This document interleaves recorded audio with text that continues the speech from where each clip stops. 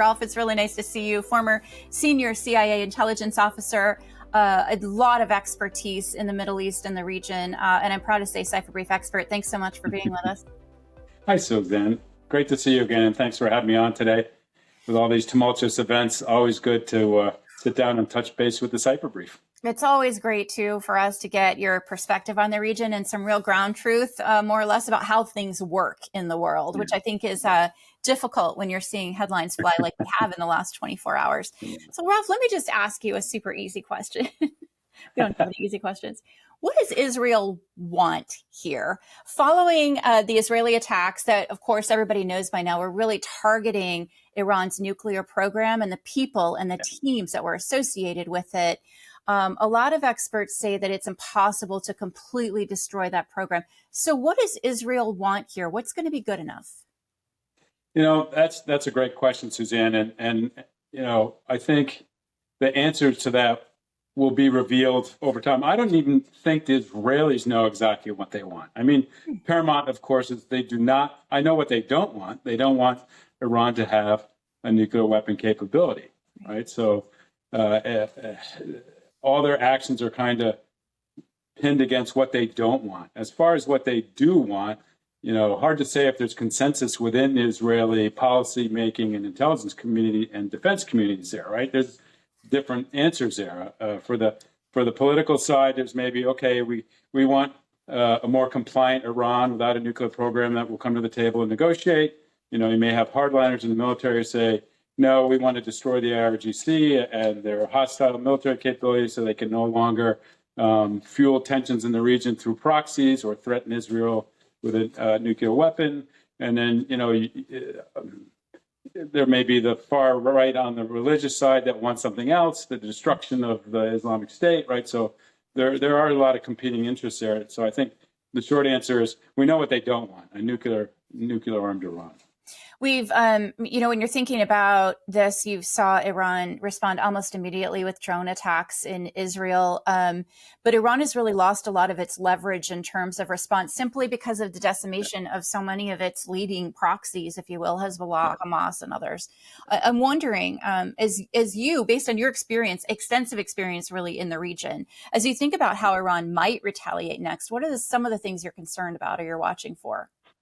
So, you know, the drone attack that you mentioned was totally ineffective. I mean, I haven't seen any reports of any strikes inside Israel. You know, friends of mine were telling me that the sirens are on and all that. But then, you know, a little earlier today, one of my friends reported back, said, you know, it's very, very quiet there. And I jokingly replied, kind of like the old Westerns where, you know, they're in the fort surrounded by, you know, the hostile Indian nation, and they're like real quiet out there, and like, yeah, almost too quiet, you know. And then 5 minutes later, all hell breaks loose. So, you know, I think the Israeli strike was described as a decapitation strike, and that seems to have accomplished what they were looking for, right? Striking at the military command structure, the IRGC command structure, and then the scientists. So, I think in Tehran, the discussions are ongoing as to how to respond.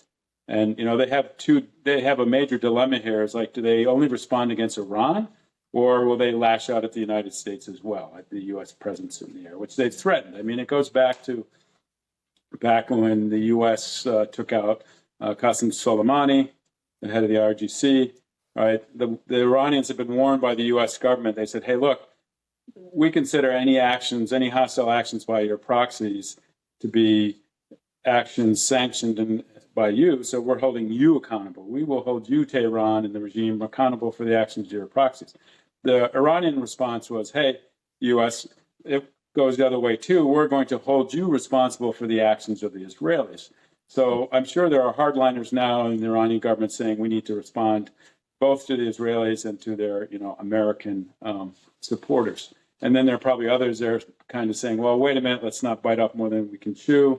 I think a lot of it will depend on how much is left intact in terms of their offensive capabilities, right? I mean, the fact that they launched drones was interesting because they have a much more lethal capability with their missile force, but it doesn't seem like they've deployed their missile force yet. That's the thing to watch for. When they start launching missiles, that's a much more serious threat. And, do they launch them just against Israel, or do they launch them against Israel, maybe against some of the United States military presence in the region, Doha or in Iraq or somewhere, right? So, the real answer to that question won't be clear until something happens. There's been a lot of questions circulating as well, Ralph, over the last several hours about just how much the U.S. knew about this operation going into it. You've seen some somewhat conflicting statements out of the administration since this happened. The Secretary of State Marco Rubio is saying, very early on, cautiously, look, we didn't do this. This wasn't us. Don't attack U.S. troops in the region or you will be in deep trouble. Then we saw President Trump come out a number of hours later, basically calling the operation excellent and using it as a forcing function to get Iran back to the negotiating table when it comes to their nuclear program. So I'm wondering, given your experience as an intelligence expert in the region, and I know that you don't have insights into this particular operation, but how unusual would it be for Israel to carry out an operation of this size without notifying the United States? What would be the factors that might lead to something like that? It would be unusual, but not unprecedented. And I also think that it would probably be in their interest not to tell us the full details. One of their favorite tricks is to not inform us of what they're doing until things are actually in the air. So, you look at earlier in the week, the president announced that we would be drawing down, from our diplomatic facilities. That was a voluntary departure of dependence, not an ordered departure, right? Voluntary means like, hey, could get sporty out there, so if people want to go home, go ahead. An ordered departure is much different. An ordered departure is kind of like, hey, things are going to get sporty out there. You need to leave, right? And I think in that one, that was President Trump had probably been alerted that the Israelis were looking at the potential for a strike. And so he decided to put out the word for a voluntary departure. And I think that was more to message the Iranians than anyone else, saying, hey, time is running out for you guys to negotiate. Something could happen. So, it's in your best interest to come and negotiate now. So, my feeling is I don't think the Israelis really told them they were going until Israeli aircraft were probably well on their way to their targets in Tehran. Just because I'm such a nerd on these things, and I love to sort of examine and peel back the curtain as much as you can on the culture of how these intelligence operations really play out, especially among allies, when really you are allies. There's no question about that. But your priorities are different and sometimes competing. In cases like this, how would you describe kind of the working relationship in really honest terms between CIA and Mossad?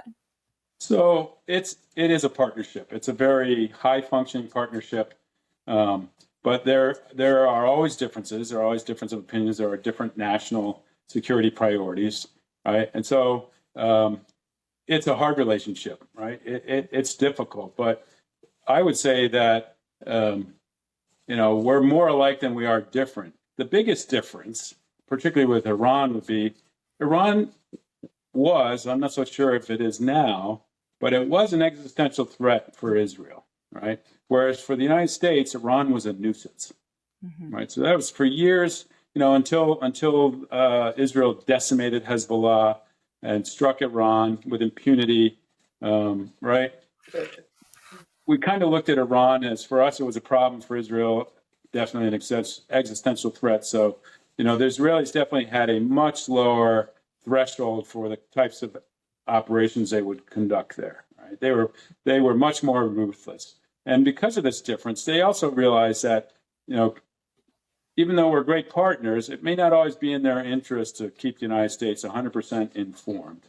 Right? So there were times when they were, I would say, careless in informing us, but maybe a little late in informing us on things. But it was in their interests, right?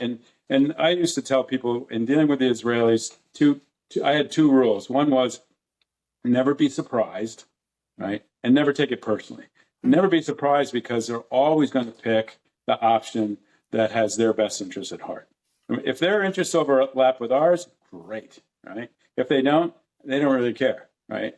They operate on the premise that they are charged with protecting the state of Israel, and anything that's in their interest, that's what they're going to decide. And so the corollary to that, never take it personal, is, look, it's nothing personal. They're just doing, what they're paid to do, and that is protect the state of Israel. On that note, let's just say you were, I mean, fictitiously, of course, let's just say you were a station chief, I don't know, in the Middle East, and this something like this had just happened. What are some of those key indicators that you're looking for, Ralph, on the intelligence front to determine where this thing is headed, whether it's Israeli follow-up or Iranian response, and then how that might have a ripple effect through the region? How do you think about that in that role? Yeah, so look, if you're out there, you're not just counting on the Israelis, right? If you're the station chief out there and you're just getting your information just from the Israelis, right, then you're already behind the curve. So the good thing about the United States and the CIA is that, we have a wide network of partners out there. So, we've got people throughout the region, and we have station chiefs throughout the region who are talking to their partners. And look, everyone's focused on the same thing, collecting as much information as they can, A, on what are the Israelis doing, and B, how is Iran going to respond, right? So you can bet that the men and the women of the CIA out there and from the other intelligence agencies, they are out there working all their contacts hard.